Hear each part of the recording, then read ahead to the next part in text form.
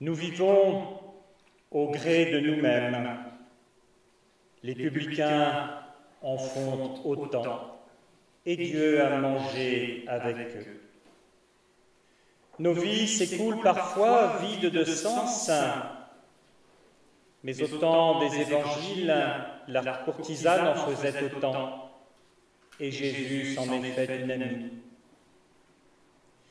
Nous écrasons ceux qui nous gênent, mais le meurtrier à la droite du Christ sur la croix en avait fait autant, et Jésus l'a pris avec lui au paradis. Il nous arrive de briser nos fidélités, mais Pierre, l'apôtre, en avait fait autant, et c'est lui que Jésus a établi sur les apôtres. Nous brisons l'amour et l'affection, tout comme le Fils prodigue l'avait fait, mais c'est pour lui que le veau gras a été tué. Nous n'aimons que pour mieux nous aimer. Le jeune homme riche en avait fait autant, et le Christ a regretté son refus. Aujourd'hui, les lectures du jour nous invitent à repenser la grâce. Elles nous invitent à connaître ce qu'il y a de fragilité dans nos vies, quels que soient nos chemins respectifs, à voir ce qu'il y a de lâcheté tapis au plus secret de nos cœurs, mais de voir aussi que Dieu n'a jamais désespéré de renouveler en nous la quête du bonheur, quelles que soient les lenteurs de notre foi, quels que soient les événements. C'est ce Dieu-là qui, en Christ, nous invite aujourd'hui et nous accueille. Heureux sommes-nous d'être en sa présence et dans son amour. Je vous invite à chanter le numéro 2101. 2101. Le tout. 2101.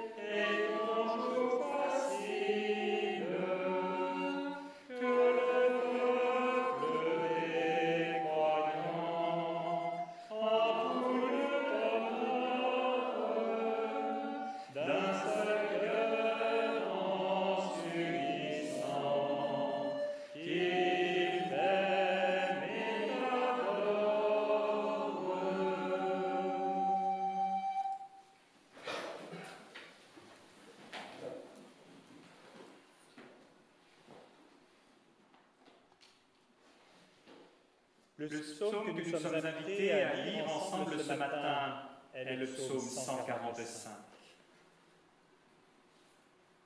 Mon Dieu, toi le roi, je veux proclamer ta grandeur et bénir ton nom pour toujours. Je te bénirai chaque jour, je t'acclamerai sans fin. Le Seigneur est grand, infiniment digne d'être loué, sa grandeur est sans limite. Que chaque génération annonce à la suivante ce que tu as fait et lui raconte tes exploits. Je veux parler de ta majesté, de ta gloire, de ta splendeur. Moi, je veux méditer tes merveilles. Ils parleront de ta puissance redoutable. Moi, je raconterai ta grandeur. Que l'on rappelle les grands bienfaits et que l'on proclame avec joie ta justice. Le Seigneur est bienveillant et plein de tendresse. Il est lent à la colère et riche en bonté. Le Seigneur est bon pour tous. Son amour s'étend à toutes ses œuvres. Que toutes tes œuvres te louent, Seigneur. Que ceux qui te sont fidèles te bénissent. Qu'ils parlent de ton règne glorieux. Qu'ils disent de quoi tu es capable. Ils apprendront aux humains tes exploits et la glorieuse majesté de ton règne. Ton règne est un règne éternel. Ton pouvoir dure à travers tous les siècles. Le Seigneur tient fidèlement ses promesses. Il est plein d'amour dans tout ce qu'il fait.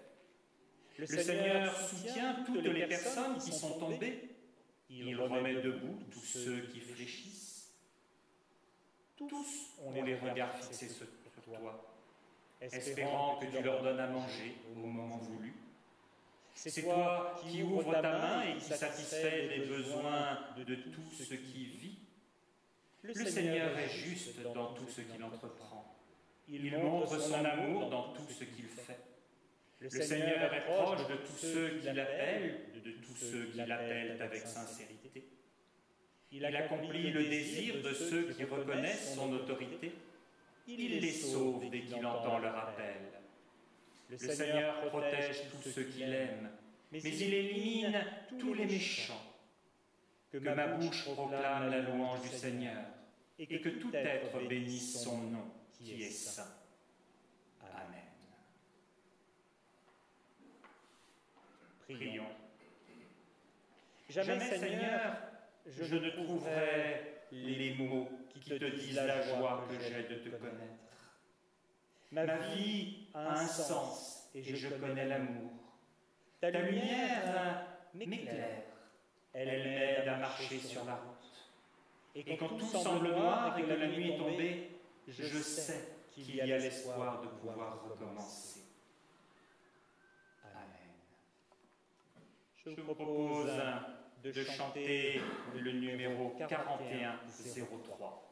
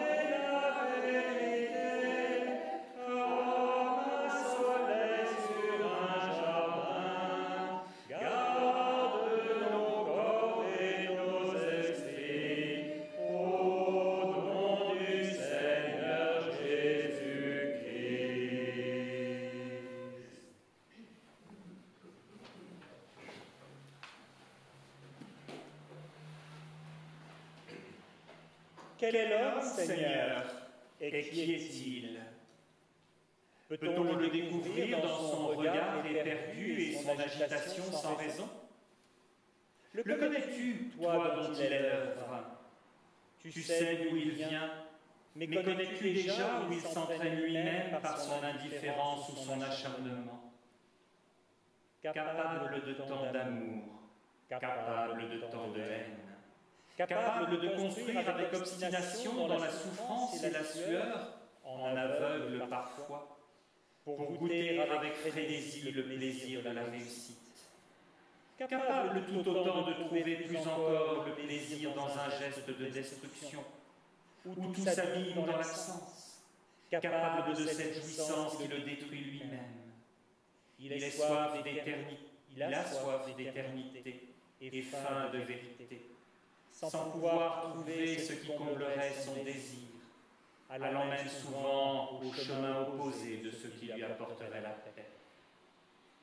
Attentif à l'unité, elle est la recherche de sa vie, mais il croit la trouver en se divisant lui-même, en divisant les autres autour de lui, en les opposant par sa personne. Il est capable d'attendre tout son épanouissement de l'épanouissement d'un autre, capable de patience dans l'attente de l'autre, capable de tout faire pour un geste d'amour, pour un sourire d'amour, y trouvant chaque fois ce qui le fait grandir. Mais il peut refuser et éloigner, blesser profondément et déchirer qui aime. Reconnais-tu cet homme, Seigneur, qui tente parfois de balbutier ton nom, qui tend les mains vers toi dans un mouvement infini d'attente? Seigneur, nous te prions, sois pour son inquiétude la réponse de la vérité. Amen. Je vous invite à chanter les 3 premières strophes du 43-05.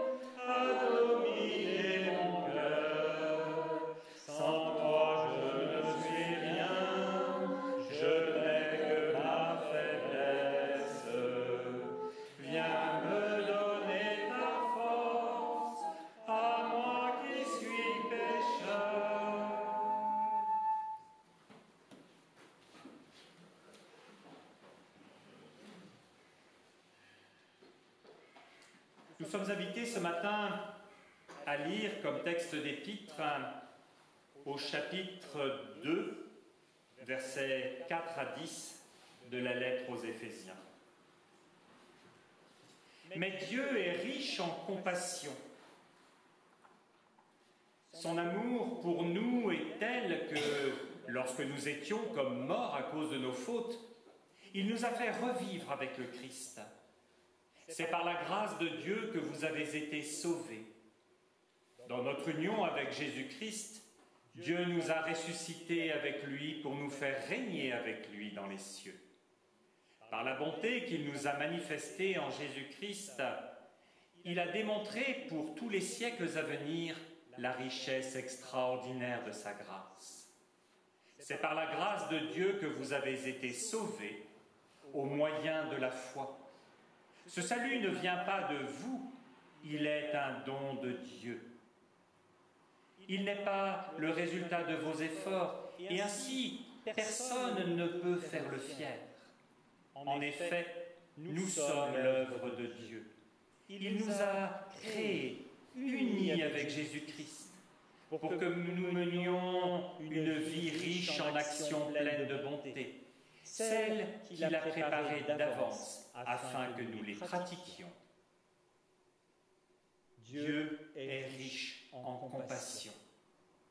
Sachons-nous sauvés en Christ, nous qui nous sommes repentis de ce qui nous séparait de lui. Et chantons au numéro 4307, les trois strophes de ce chant.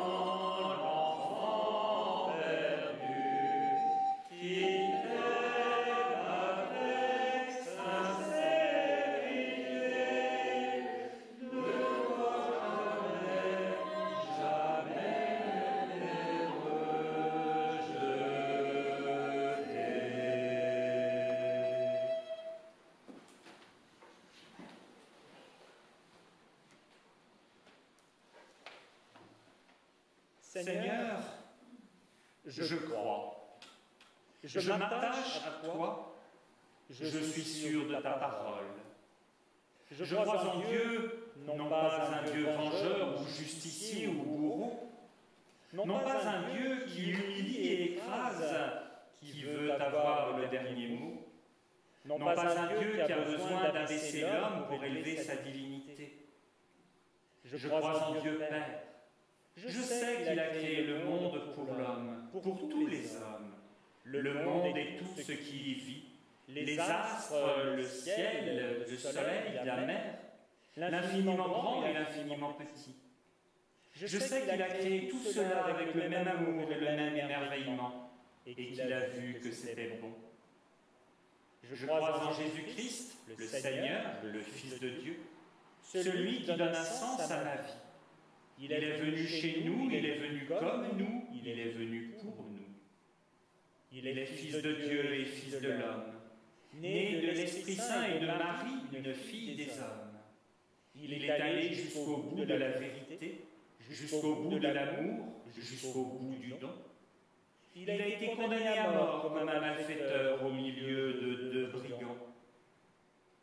Lui qui n'avait fait que du bien, parce que le monde a du mal à accepter la vérité, à accepter la contestation, à accepter la libération. Il y a trop de choses à changer, il y a trop de compromissions à soulever, et on préfère les ténèbres à la lumière. Il vaut mieux qu'un homme meure plutôt que tout le peuple. Mais il est ressuscité des morts et il est maintenant le Seigneur. Il partage la gloire du Père. Il reviendra pour rendre justice aux vivants et aux morts, et nous serons toujours avec lui. Je crois en l'Esprit de Dieu par qui le monde reçoit la vie, par qui le monde reçoit l'amour, et qui rend possible toute justice et possible tout espoir. Je crois que nous ne sommes pas des individus isolés. Nous sommes un peuple, le peuple de Dieu, une famille, son Église, signe d'unité et d'amour, signe de la présence et de la tendresse de Dieu. Je crois que le monde est déjà sauvé, que le mal est déjà vaincu, et que l'homme est déjà transfiguré, déjà ressuscité. Mais je sais que cette résurrection doit se faire de jour en jour, jusqu'à ce que nous devenions semblables à Dieu, en le voyant tel qu'il est. J'attends un monde nouveau. Je ne l'attends pas, je le construis. Je l'achève avec tous les hommes, mes frères, car je sais que l'Esprit de Dieu plane sur le monde pour que naisse le royaume de Dieu. Amen.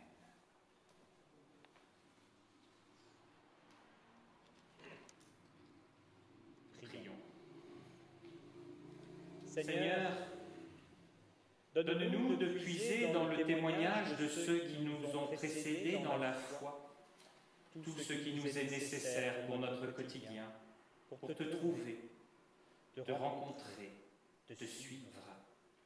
Donne-nous, Seigneur, de puiser dans les mots recueillis par ton esprit ce qu'ils avaient à nous dire pour aujourd'hui. Bénis, Seigneur, notre lecture de ta parole. Amen.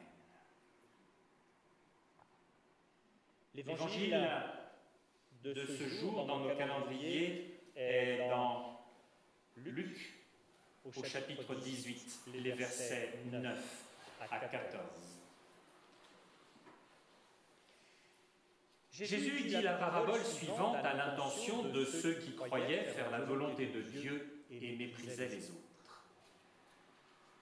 Deux hommes montèrent au temple pour prier. L'un était pharisien, l'autre collecteur d'impôts.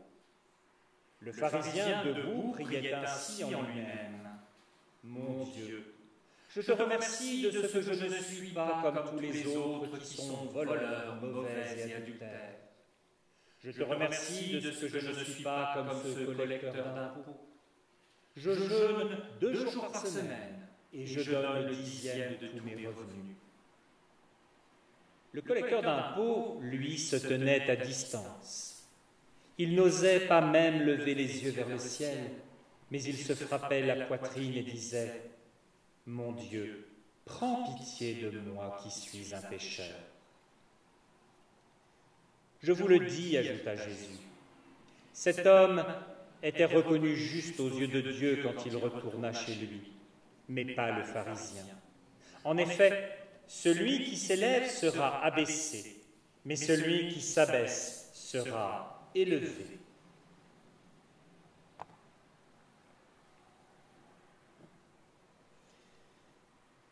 Elle semble facile, notre parabole du jour. Le seul souci du traducteur, c'est de savoir où il va accentuer et où il va minimiser les traits de caricature. Mais même en faisant parfois des choix opposés, les grands commentateurs arrivent finalement sensiblement aux mêmes conclusions principales.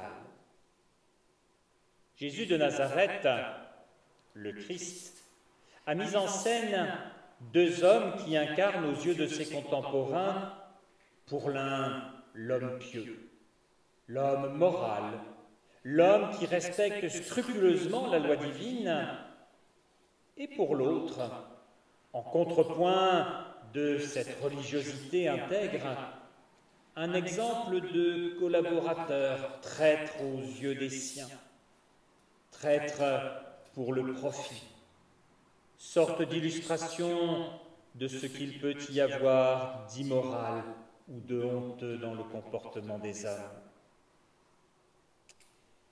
Mais plus qu'à ces hommes, c'est à Dieu que Jésus s'intéresse au travers de cette parabole. Ou plutôt, il s'intéresse à la réaction de Dieu, à son jugement par rapport à ces deux hommes qui sont regardés au travers de ce qu'ils jugent, eux. Le pharisien a jugé bon de se soumettre par excès à la loi de Dieu qu'il applique en rajoutant partout où il peut. C'est au commentateur de choisir si cet excès dans l'application de la loi, le pharisien le fait par scrupule excessif ou si c'est pour se placer au premier rang par ses œuvres. Mais ce faisant, le pharisien s'est jugé lui-même bon aux yeux de Dieu et aux yeux du monde. Et partant, il s'est arrogé le droit de juger les autres. Le péager, le collecteur d'impôts, lui n'a pas besoin qu'on vienne lui dire ou lui rappeler sa mauvaise conduite. Et son comportement au temple suffit à montrer qu'il a pleinement conscience de son indignité.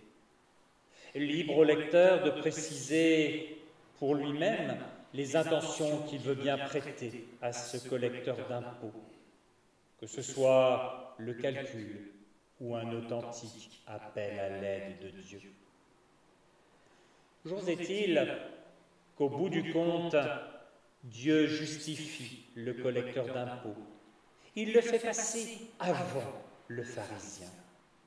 Et Jésus enfonce le clou en privilégiant, mais c'est une habitude dans l'évangile de Luc, ceux qui sont en situation de précarité, d'infériorité ou de rejet dans la société. Cette parabole m'a fait penser à une autre, celle au chapitre 15 du fils prodigue qui dilapide toute sa part d'héritage avant de revenir piteusement chez les siens. On y retrouve, sous la figure du père qui accueille en grande fête, qui accueille à bras ouverts son fils revenu, la même réaction que celle de Dieu dans la parabole du jour. On y retrouve aussi la réaction du frère aîné, ce frère aîné qui, comme le pharisien d'aujourd'hui, renacle à l'accueil de ces gens-là. Et au travers de ces deux-là, le pharisien et le frère aîné, nous pouvons voir notre propre réaction naturelle face à ces récits, notre propre rejet de ceux qui sont allés du côté indigne des choses. Luc nous dit que Jésus destinait cette parabole à des personnes que l'on n'identifie pas, ou en tout cas pas autrement que par cette conviction qu'ils ont intérieurement d'être justes face à Dieu, suffisamment en tout cas pour pouvoir juger à la place de Dieu. Il n'y a pas besoin de caractériser autrement ces gens-là, pas besoin de préciser une origine ethnique, religieuse ou sociale. le pharisien et le frère aîné commettent la même erreur. La même erreur, pas pour la même raison, pas avec le même mécanisme, mais ils commettent la même erreur. Parce que si le pharisien a fini par se justifier lui-même au travers du sacrifice qu'il fait de sa liberté en interprétant de manière caricaturale la loi, si le pharisien s'est justifié lui-même, le frère aîné du fils prodigue, lui, a justifié sa vie étriquée, insatisfaisante, par le respect du travail et de la propriété de son père, fuyant la vie, fuyant son propre désir caché. Pour l'un comme pour l'autre, il y a face à eux une vision d'une certaine forme de réussite, qu'ils y adhèrent ou non. Cette vision qui réveille en eux un même réflexe de condamnation, une condamnation qui ne prend pas en compte les chemins et les échecs dans la vie de ceux qu'ils sont en train de juger. Et c'est bien là que Dieu les attend au tournant. Dans la Bible, face à la grande théologie des milieux qui sont liés au temple et à tous ces règlements de sacrifice, des milieux qui insistent sur la loi et l'obéissance formelle et totale à la loi pour atteindre une perfection. Face à cette théologie-là se dresse dans la Bible une autre théologie, une théologie plus proche des prophètes, une théologie qui insiste sur le repentir, la conversion. Et Luc est proche de cette théologie-là. Il vient quelque part nous dire ce qui est exprimé ailleurs, à savoir que la perfection n'est pas un objectif à atteindre, pas forcément. Pas plus d'ailleurs qu'elle n'est un gage d'avoir réussi. Souvenez-vous ce très beau passage dans Ézéchiel au chapitre 28, avec le prince de Tyr qui était au bord de la perfection, avant de chuter. Une image qui a servi pendant bien des siècles dans le christianisme pour donner à voir ce que pouvait être l'ange de lumière, Lucifer, le diable. Ce que nous disent ces deux paraboles, c'est que Dieu ne peut que décevoir ceux qui veulent le limiter à la compréhension qu'ils ont eux-mêmes du monde. Ce que nous disent ces deux paraboles, c'est que Dieu ne peut que décevoir ceux qui justifient leurs propres limites et leurs choix par une pseudo-obéissance au commandement de Dieu. Ce face à quoi ces paraboles nous mettent, c'est que lorsqu'il nous a créés à son image, en nous insufflant son esprit, Dieu a fait de nous des êtres libres, mais aussi responsables.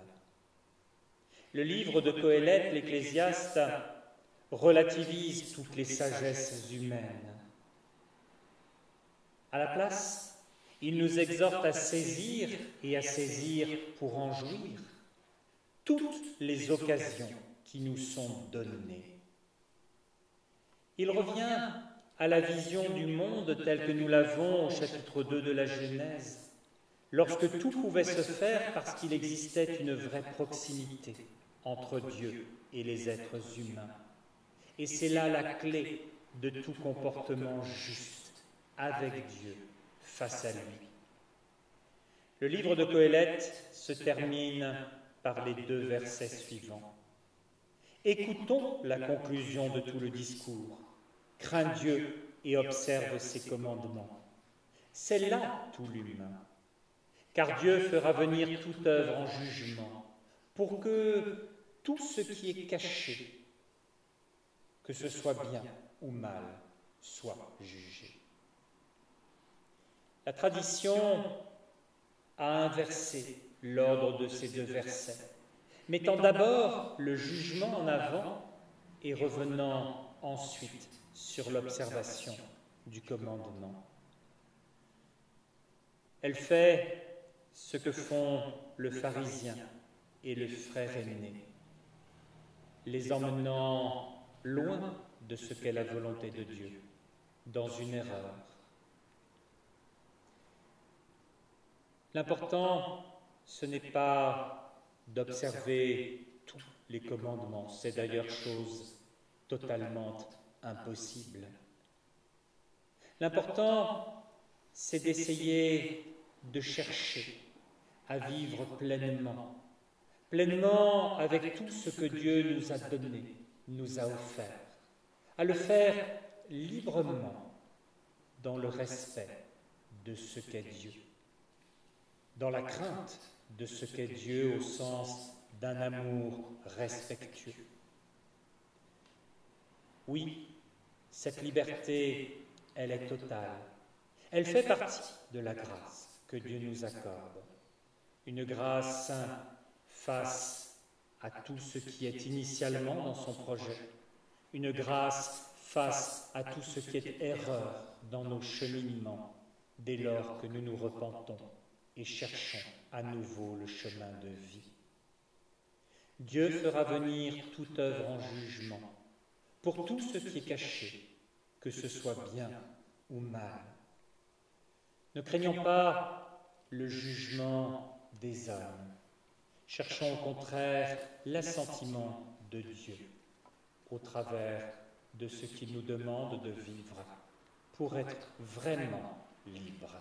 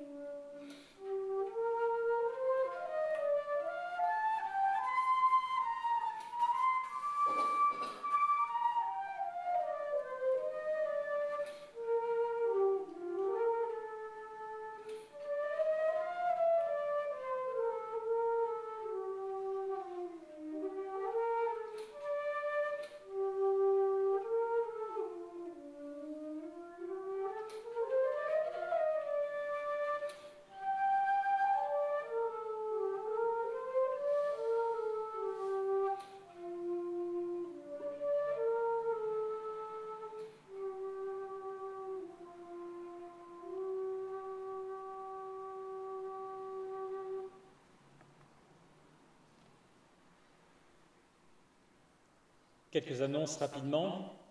Dimanche prochain, à nouveau 2 cultes, à Saint-Jean à 10h et à Saint-Marc à 10h. Merci à Michel de nous avoir accompagnés à la flûte.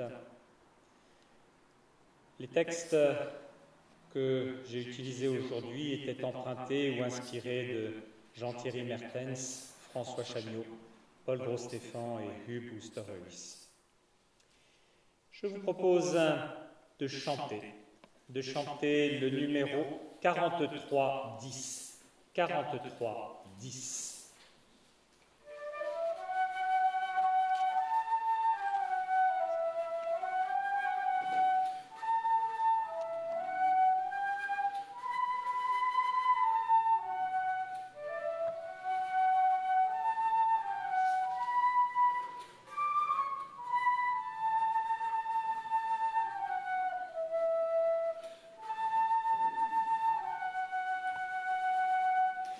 Tel que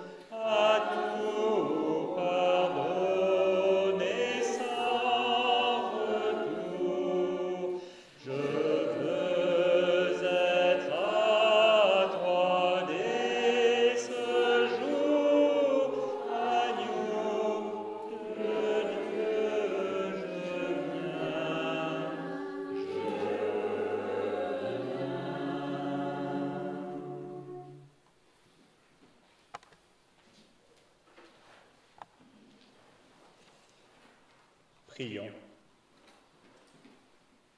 Seigneur, nous voulons te prier pour tous nos semblables, pour tous ceux à qui nous sommes unis par divers liens, pour tous ceux qui sont confiés à nos soins, pour la famille qui nous est donnée, pour nos amis, pour nos bien-aimés, pour ceux que nous fréquentons tous les jours, ceux que nous te présentons maintenant dans la prière.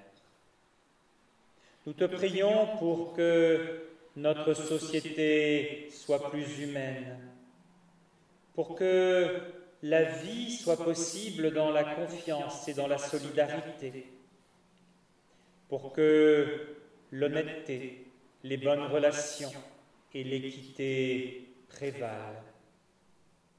Nous te prions pour l'avenir de nos pays, pour que ceux qui les dirigent soient compétents et justes.